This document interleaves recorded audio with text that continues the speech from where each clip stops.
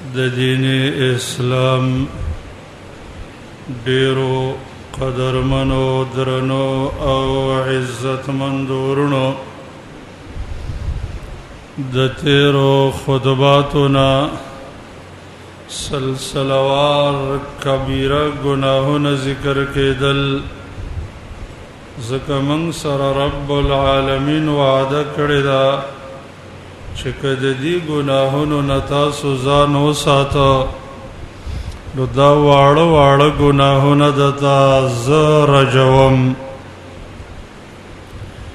په دې سلسله کې په نننۍ خطبه کې یو کبیره ګناه ذکر کوو چې د هغې په وجه د الله لعنت معاشره باندې نازلیږي، د الله غضب نازلیږي. د دې ګناه کوونکي انسان ته الله د جنگ اعلان ورکوي او دا انسان به د قیامت په ورځ د قبر نه د لیوني په شکل پاسي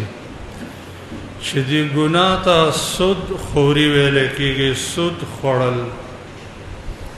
ربا په لغت عربی کې زیادت ته ویل کېږي. فقهاء کرام تعریف کوي چې الزیادة الخالیة عن العوض یشترط لأحد المتعاقدین. دا هغه زیادت دی چې هغې په مقابل کې عوض نه، چې بایع او مشتری اخیستون کې خرڅون کې د یو کس د پاره شرط وګرځولی شي. د مثال په طور باندې ته یو سړي له 1,00,000 روپۍ ورکې چې کال بعد به 1,25,000 روپۍ راکې، 1,20,000 به راکې. نو دا 1,00,000 روپۍ د 1,00,000 روپو په مقابل کې شوې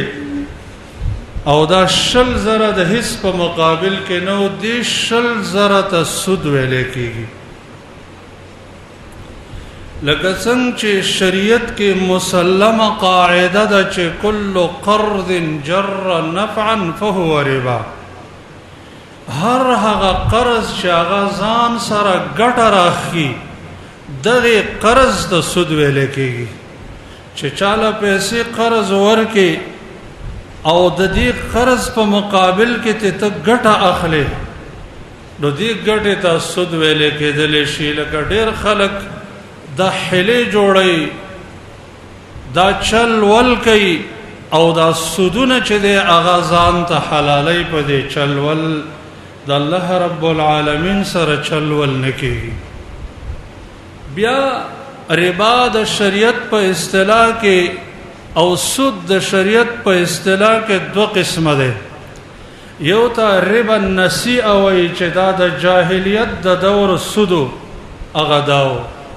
چې یو سړی به مجبور شو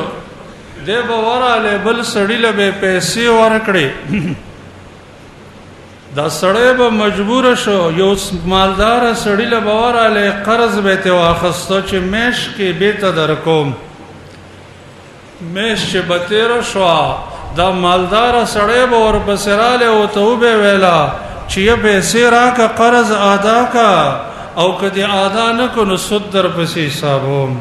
هغه به مجبور وویل صحیح د سود به حساب کو. د مثال په طور سکال به 1,00,000 روپۍ اخیستې وي، کال ته به 1,50,000 ورکولې، مجبوره به هغه. لکه عام طور باندې د پښتنو په معاشره کې اوس هم داسې کېږي چې هغې ته ګروي ویلی کېږي، ګروي سره د زیادت نه. چې عام طور مسلمانانو کې یو مسلمان قرض ته محتاج شي نو یو مالداره ملک مشر لور شي او هغه ته وایي زه به پیسې درکم. پیسې چې ورکړي خو وایي دا پټی دې پکې ګرو راکا ګاڼه راکا. نو دا پټی واخلي، هغه پټی کری او ریبي، د هغې حاصلات دا ملک اخلي او هغه خوار غریب تی 15,00,000 روپۍ قرض اخیستي، 15 کاله بعد ولا دا 15,00,000 روپۍ ورکړي نو 15,00,000 روپۍ ورته خپلې حواله شوې خو 15 کاله د مسلمان د پټي حاصلات وخوړل، دغه زیادت ته سود ویل کېږي. یا داسې نور ما ته پیسې راکا 1,00,000 روپۍ قرض هغه ته وای دا کور دې مالا غاڼه راکا دې په دې کور کې اوسېږي بل په کرایه ورکی هغه 15,00,000 روپۍ به وته بیت حواله کوي خود دې کور کرایه دې زیاتی واخستلا دا د سود اقسام دي عام طور د مسلمانانو په معاشره کې دي دویم قسم ربا نسیئه ویل کېږي هغه دا ده چې د الله نبی اوسوس سيزونه خودلې دي چې دا په خپل جنس باندې خرڅه نو مثل په مثل به خرڅه لکه غنم په غنمو اوربش په اوربشو کجوري په کجورو سره زر په سرو زرو سپینزر په سپینزر مالګه په مالګه دا چې خرڅه په دې کې زیادت جایز نه ده چې زبدا زما غنم لک خراب دي زبد 2 دړې درکم ته یو دړې راکا دا غنم سره دي زب یو 2 دړې درکم ستا سپین دي ته یو دړې راکا دا هم سود دي لکه دا الله نبی صلی الله علیه وسلم ته هم دسي کجوري راوړل شو چې هغه کجوري ډېری اعلاوي د خیبر نه خدای الله نبی و فرمایل چې د خیبر ټولي کجوري هم دسي دي هغه ول نه د الله رسوله منګ ردی کجوري را واخلو هغه 2 پیمانه ورکو داتي یو پیمانه واخلو د الله نبی ول او ذالک عین الربا دا د زجر کلمه د الله نبی رټنه ورکړه چې دا خو سود دی کړو نو استاد سره سوال راځي چې سبق او سړی سره خراب غنمي په خو غنمو بدلای یا کجوري او اعلی کجوري پکاروي نو د الله نبی او ته طریقه خو دلا چې دا ردی کجوري په بازار کې په پیسو خرڅه کا هغه پیسو باندې به دا اعلی کجوري واخلي امدغه رنګ نن سبا چې کومه پیسې دي عام سودونه په دې باندې مکیږي چې ته بینک ته ورشي چې مالا د 1,00,000 روپو کاپی راکا هغه د 1,00,000 روپۍ د نوالی او 15,000 شپږ,000 10,000 در نظافه واخلي په دې وجه چې هغه نوې پیسې دي کافی نه وي دا د یو ملک پیسې پم دې ملک پیسو چې خرڅه په دې کې زیادت سود دی لکه بعض خلک ماته پیسې راخلي اخلي په غټو پیسو باندې د یو ملک پیسې وي د یو ملک کرنسی وي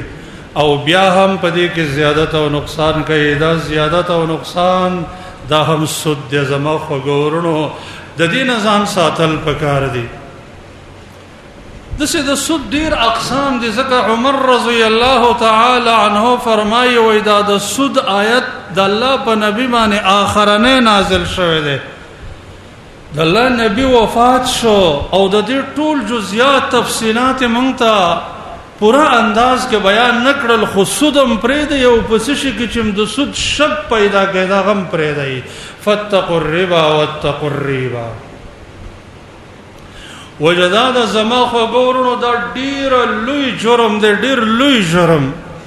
قران کې الله رب العالمین موږ د دینه منکړي فرمایلی یا ایها الذین آمنوا لا تاکلوا الربا اضعافا مضاعفه اے د ایمان والو تاسو د سود مال غره مخوري پډېرو چندونو باندې تاسو د مسلمان مال په سود باندې خوري او که هر څومره مالونه راجمه کې د هغه عاقبت هغه د هغه نه برکت الوزي هغه به اخره کې تا ډیر کم مال پاتې کیږي عاقبت ډیر خراب دی کته ته د سود مال ډیر مخکار شي او ډیر لالچم درته پکې ښکار شي لیکن د هغه عاقبت ډیر بدترین دی ځکه قران کې الله فرمایي يمحق الله الربا د سود مال الله به برکت کوي او حدیث کې مرাজি چې مال الربا وان كان كثيرا فان عاقبته تصير الى قل د سود مال اگر کډیر زیات وي د هغه عاقبت ډیر کموالی ترازی هغه عاقبت ډیر کم دی یعنی په آخره کې تاوانونه، آفتونه، غمونه، هلاکتونه د الله قهر او غضب د ځان سره راوړي. ځکه د الله لعنت دی په هغه بندگانو څوک چې سود کوي. نبی صلی الله علیه وسلم فرمایي لعن الله آکل الربا وموکله. د الله لعنت دی په هغه انسان چې هغه سود خوري او هغه انسان چې بل سود ورکوي. بلکہ یو بل حدیث کم دس راضی نبی علیہ السلام فرمایا آکل الربا وموکله والواشم والمستوشم ملعونون على لسان محمد صلی اللہ علیہ وسلم. د سود خورن کے په بل باندې سود خورن کے او هغه زنانه چې د زینت د پاره شین خال وغیرہ لګئی یا ی بل زنانه ورله لګئی دي ټولو باندې د الله د نبی په جواب باندې لعنت ویل شوی دی. د الله په جواب د الله د نبی په جواب باندې ملعون دی ملعون. نبی کریم صلی الله علیه وسلم د سودخور حال په خوب کې لیدلو. وای ما پسې دو ملائکه رااله د خوب کې زیرا پاسه ولم روان ما ګورم چې یو انسان د وینو زو په یو نهر کې لامبي. ما عرفه دا ویني زوی د تیریږي او د دې نهر په غاړه باندې یو کس ناس دی چې دا سړی د دې نهر نه د ختلو اراده وکړي. د دې خواته ګټې دي په دې ګټې اولي او په خوله کې ولا ورکړي. ما چې دا هیبتناک حالت ولید زه سخت ویریدم. ما عرض وکړ چې دا څوک دي. ما ته ویل شو چې د سودخور انسان سزا هم دغه ده، دا د سودخور سزا ده. بلکې د الله رب العالمین هغه انسان ته د جنگ اعلان کړی دی. د جنگ کوم یو انسان چې هغه د سود مال خوري او سود خوري کوي. قران کې الله د سود نه منع کړی دی او بیا فرمایي فإن لم تفعلوا فأذنوا بحرب من الله. بندگانو کدا کار تاسو نه کړ الله دا حکم عملی نه کو سودم پر نه قدل د الله د جنگ اعلان دی تاسو ته. دیو جن عبداللہ ابن عباس رضی اللہ تعالی عنہما نقل دی چی سودخور انسان شکل دا قبر نا پاسیگی اغتوے لیکیگی خود سلاحک للحرب. اے سودخورا دا چیر تروانی تا دا اللہ جنگ تروانی اسلحہ دا زان سر واخلا خود سلاحک للحرب. تو خدا التا ته خو الله د جنگ اعلان درکړی دی او به اسلحه رواني اسلحه د ځان سره واخله کنه. دا د زجر او د رټنې خبره ده چې قیامت په ورځ ده کېږي. دیو جن دا आवाज شدا واوري د دنه بل لیونه جوړ شي لکه پیران چې په سړی باندې راغلي. کله به یو ذکر غړي او کله به بل ذکر. قرآن عظیم الشان کې الله دا خبره مونږ ته راکړې فرمایي الذين يأكلون الربا لا يقومون إلا كما يقوم الذي يتخبطه الشيطان من المس. اغه انسانان چې د سود مال خوري دوی چې د قبرونو نه پاسيږي دای به د لیونی په شان پاسيږي لکه د پیرانو چپچ پر راغلي. کعب الاحبار نه هم دا خبره نقل ده وی آکل الربا یبعث یوم القیامت مجنونا یتخبط. سودخور انسان به د قیامت په ورځ باندې هغه د خپل قبر نه پاسيږي او داسې ګډوډ حال وي ګډوډ حال لکه شپیریا چې پر راغلي. زما خو ګورونو ګناه ډیر لوی ده ډیر لوی او انسانان ډیر په بیباکی باندې کوي بلکې دې ته سبحان نه وایو بقسم قسم حلو باندې چل ول باندې دوکه باندې ځان له د سود مال راوړي او خپل خېټه د دور د بصر نه ډکوي. حال دا چې ګناه ډیر لوی ده. نبی صلی الله علیه وسلم فرمایي چې درهم واحد من ربا اشد من 33 الزنیه. د سود یو روپۍ چې داغه د 3 شپږ دیرشتو یو روایت کې راغلی دی د شپږ دیرشو بدکاریانو نه لوی جرم دی. تاسو وګورئ انسان یو کرته بدکاری نه شپږ دیرش کرته درې دیرش کرته بدکاری کوي من 36 الزنیه شپږ دیرش کرته بدکاری هغه دومره لوی جرم نه دی لکه د سود یو روپۍ چې څومره لوی جرم دی بلکہ نبی کریم صلی اللہ علیہ وسلم فرمائی الربا 73 بابا ادناها مثل ان ينكح الرجل امه سود خوری چې داغه درې او یا بابا دا درې او یا قسمونه ده په دې درې او یا قسمونو کې د کم سود ګناه ده د کم لکه سړی چې نعوذ بالله من ذلک د خپل مور سره نکاح وتړي درې او یا بابا دا په دې کې به لوی سود ده چې سړی د مسلمان په عزت باندې سود کوي مطلب څه یعنی د مسلمان غیبت کوي دا د مسلمان غیبت دومره لوی جرم ده چې دا ارب الربا او ته الله نبی فرمایي ان ارب الربا الاستطاله في عرض المسلم زما قدرمن او عزتمند ورونو همدغه وجه ده چې د دې سودخور انسان په داسې جرم کې مبتلا دی چې د هلاکونکي جرم دی د الله نبی فرمایي چې تاسو د هلاکونکي جرم نه ځان وساتئ یو پاره کې سود دی بلکہ کم قوم کې چې سودخوري عام شي دی قوم د هلاکت فیصله الله کوي د الله نبی فرمایي دو جرمونه دي چې کم قوم کې دا دو جرمونه رال د الله نبی دغه قوم د هلاکت فیصله کوي دغه وجه د زما خو ګورونو دنیا کې جلتی کول پکار دي مصارعه او جلتی کول پکار دي ورنا خپل خېټه خپل کلمې د ور نډه کول دي امام ابن قدامه رحمه الله کتاب التوابین کې یو واقعه نقل کړی دا چې یو تاجرو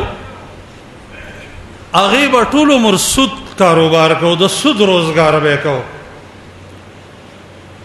یو ورځ د ورځو نه دا انسان مرض موت ته نږدې شو د مرګ حالتش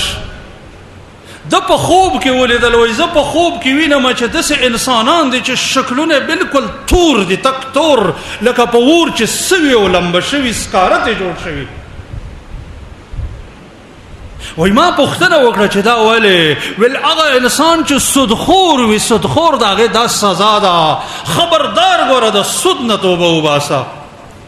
د خپل ټول بچیان را جمع کړل او بچیانو ته ویل چې بچیانو ما تاسو له ډېرې پیسې نورم ګټلې دي خو لوی حساب کې د سود دا زدا حالت وینم د الله نه یریګم زدا سو گوا کوم چې ما په صدقه باندې توبه وستل دا او څومره مالونه چې د سود زمالاس تر راغلي دي د صدقه کوي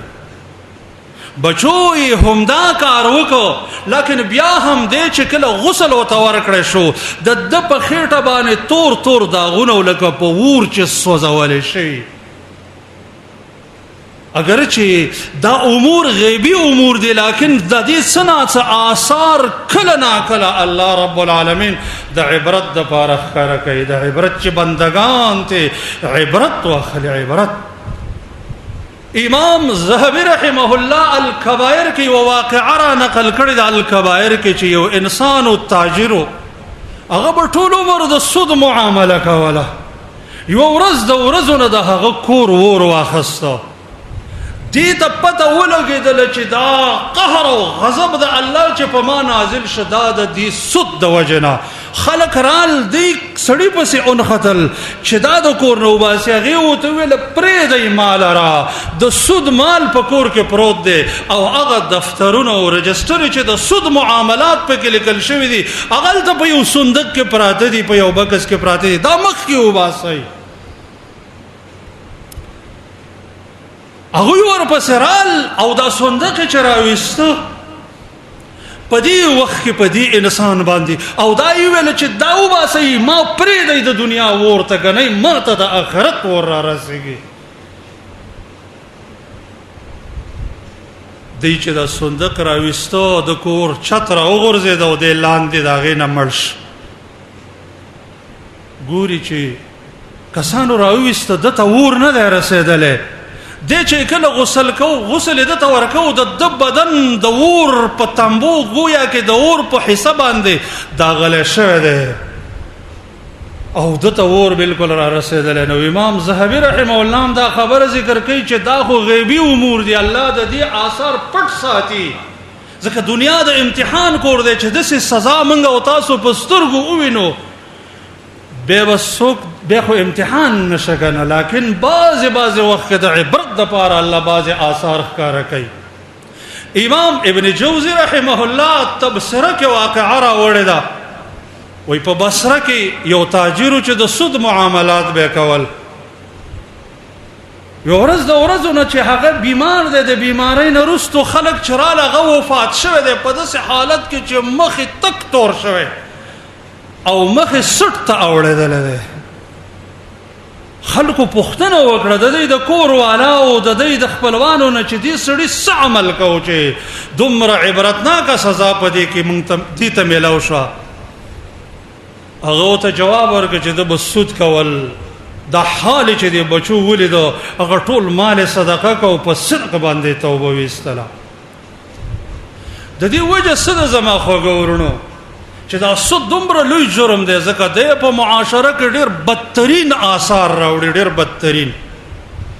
اول خدا دې چې دا په یو مسلمان ظلم او د هغه د مجبوریت نه غلطه استفاده کول زکاتا یو مسلمان لول ورکړ دی 1 लाख روپے او کال بعد تی 1.20 اخلي دا 100,000 روپے ولی اخلي د په مسلمان ظلم کوي او د مسلمان د حاجت نه غلطه پیدا اخلي نو یو نقصان پکې دا دی دویم لوی نقصان دا دی چې دا تاجران چې د دنیا د کنجو کنار نه د مسلمانانو ملک ته قسم قسم مالونه راوړي فائدې راوړي خلق د هغې نه فائدې اخلي کله چې د سود معاملات جاری شو نو به تاجران نزي نور ملکونو ته د تجارت د پاره او هغه فائدې به د مسلمانانو ملک ته ناراضي د دې مسلمانانو د ملک صادرات به هغه بار تولیدات به هغه بار ته نوړي نو دې سره سره چې د خلق د کار او کسب سره ناشنا شو بس هم د پیسې به خلکو له بسود باندې ورکړي او هغه به خوري کار روزگار ختم او د تجارت کې چې کم منفعت دی او د دنیا د کنجو کنار نه فائدمن لذیذ طیبات راوړل کېږي او مسلمانان ته پیدا لي به خلک هغه نه کوي درم لوی وجه دا ده چې د دې په وجه د مسلمانانو په معاشره کې بغض نفرت پیدا کېږي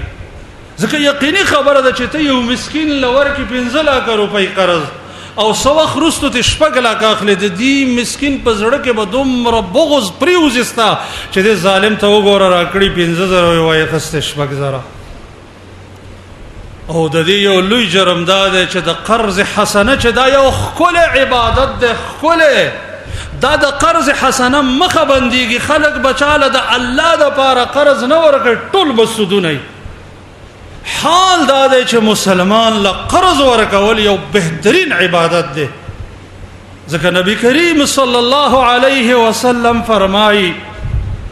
وای کوم یو انسان چې مسلمان له د الله د رضا د پاره قرض ورکي یا وت قرض معاف کی یا وت قرض کې مهلت ورکي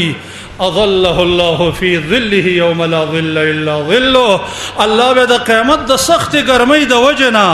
د سخت ګرمۍ په ورځ د خپل عرش د سوري د لاندې داخل کی بلکې نبی صلی الله علیه وسلم فرمایي چې د آخرت مشکلات او د دنیا مشکلات هغه د قرض ورکولو په وجه باندې انسان ته اسانيږي د الله نبی فرمایي من يسره ان ينجيه الله من كرب الدنيا من كرب يوم القيامة فلييسر عن معسر او يدع عنه سوق چې دا غواړي چې الله رب العالمین یې د آخرت د مشکلاتونو وساتي یو بل روایت کې چې دنیا کې هم ور سره اساني او کې آخرت کې هم ناغه د قرضدار له چې قرض ورکړ دی واغه تنگ دست دی هغه سره د اساني او کې مهلت دی او تور کې یاد ورته معاف کی بلکې نبی علیه السلام فرمایي چې دوه کرته دی یو مسلمان لقرض ورکو دومره ثواب ستا په عملنامه کې لیکل کېږي لکه دا چې د صدقه ورکړی دا لکه یو انسان محتاج شو تا ول 1 लाख روپۍ ورکړي هغه به ته درکړي دا مسلمان یا بل مسلمان قرضدار محتاج شو تا ولا بیا 1 लाख روپۍ قرض ورکړي ستا په عمل نامه کې د الله په وړاندې 1 लाख روپۍ صدقه ولیکل شو بلکې د دین هم لوی ثواب ده چې نبی علیه السلام فرمایي چې څوک چاله قرض ورکړي او هغه ته یو ورځ په هغه باندې تیریږي یو ورځ نو د په عمل نامه کې دومره صدقات لیکل کېږي لکه چا تا 1 लाख روپۍ قرض ورکړي او ته هغه ته مهلت ورکې هر ورځ تا په عمل نامه کې 1 लाख صدقې لیکل کېږي 1 लाख دومره لوی اجر دی د دې قرض ورکولو کې په دې وجه باندې الله رب العالمین مونږ ته قرآن عظیم الشان کې د دې قرضدار سره د اسانۍ معامله فرمایله ده چې دې سره به اسانی کوي